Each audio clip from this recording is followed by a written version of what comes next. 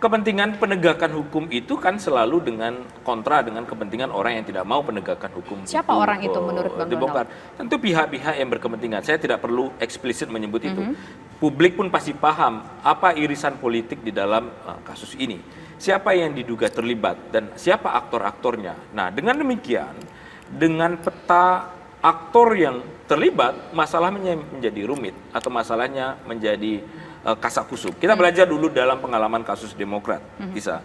Ketika Nazarudin ditetapkan sebagai tersangka oleh KPK, juga lari ke luar negeri dan baru ditemukan di Cartagena pada waktu itu. Rumit sekali proses penegakan hukum, lari dan ditemukan. Nah, menurut saya ini adalah presiden yang memang sering terjadi dalam proses penegakan hukum. Ketika hukum diadu dengan politik, maka terjadi silang sengketa antara hukum dan politik itu sendiri. Kita dapat poinnya, kita lempar ke Pak Iwayan. Ada di situ beberapa poin, termasuk salah satu diantaranya adalah Menkumham yang dilaporkan. Ya, ada 4 poin. Pertama, belum ada surat di meja, tapi penggeledahan sudah ada. PDI Perjuangan dibuat babak belur karena yang namanya KPK demikian hebat, namanya mau menggeledah padahal dia nggak punya surat. Bahkan media memberitakan bahwa ada satu kontainer keluar seolah-olah itu barang sitaan dan seterusnya, sehingga masyarakat, kami mohon simpatinya. Kalau PDI Perjuangan, partai pemenang pemilu saja dibikin babak belur seperti itu, Anda bisa bayangkan kalau rakyat kecil yang menimpa itu. Maka kami mohon simpati dari masyarakat. Kenapa sampai KPK, sebuah institusi yang besar yang saya hormati selama ini, bisa melakukan tugas-tugas tanpa surat izin. Masalah yang kedua, Pak Lauli dilaporkan. Ini prosedur yang boleh.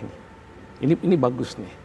Dan saya berharap juga adik-adik dari ICW kalau kita melapor ke Dewas juga jangan dihalangi. Seperti kita juga jangan dinilai macam-macam.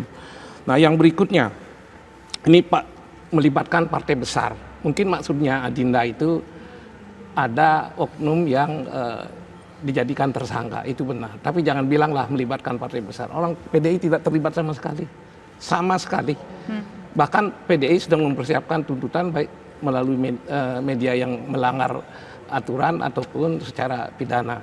Karena kami sudah dituduh habis-habisan, buktinya tidak ada. Kemudian pejabat melindungi, bahkan diumpetin. Kalau pejabat melindungi ini kan bisa kena pasal 165 Kitab Undang-Undang Hukum Pidana. Saya yakin Adinda ini akan bisa membuktikan bahwa pejabat mana gitu.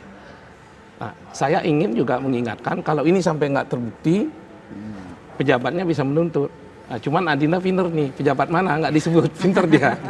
Andai kata disebut, ini bisa merepotkan. Seperti Leoni yang saya bela ketika waktu saya pengacara ICW, ya karena salah omong itu jadi tersangka di Jakarta Selatan. Tapi Adinda ini cerdas. Pejabat melindungi tapi nggak disebut pejabatnya siapa gitu. Mudah-mudahan sebentar lagi nanti disebut Adinda gitu. Lagi ditunggu.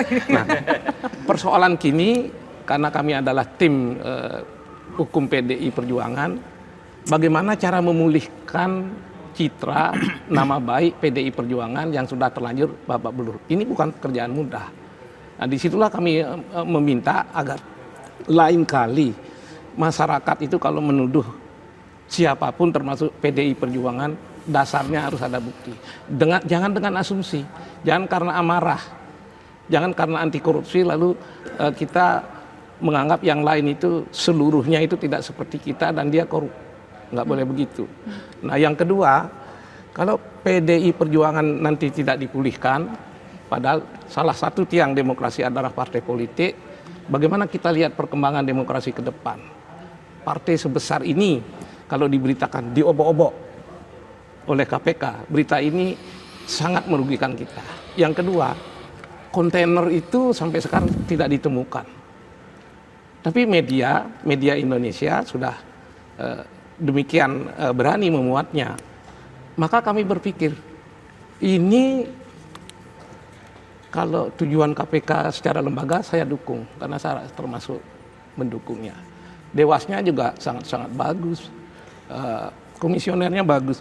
Yang kami soroti selama ini kan oknum-oknum tertentu seperti yang datang ke PDI Perjuangan tidak bawa surat izin, itu yang kami soroti. Kalau itu kita kerjakan bersama termasuk Adinda, yuk kita bikin KPK ini kuat. Oke, baik. Iya. Oke. Jangan Jadi kan- habis-habisan nanti menyoroti PDI Perjuangan tanpa bukti, lupa kita menyoroti kelemahan KPK yang sesungguhnya nanti sebentar lagi akan kita Oke. tunjukkan juga Ini agar cukup itu diperbaiki. menarik yang disampaikan Pak Wayan tadi adalah soal surat menyurat begitu ya. Ada pimpinan KPK yang mengatakan sudah memberikan surat, tapi ada Dewan Pengawas yang mengatakan secara implisit bahwa sebetulnya Tisha, tidak ada boleh surat begitu. saya Nanti tangkap Bang, sedikit-sedikit, nanti kita harus iklan dulu. Saya ingin tanya juga pendapat Pak Abdul Hemah Huas sebagai mantan penasihat di KPK, dan juga nanti kita akan dengar suara dari Pak Andreas. Tapi kita harus jeda terlebih dulu, pemirsa. Kami kembali sesaat lagi.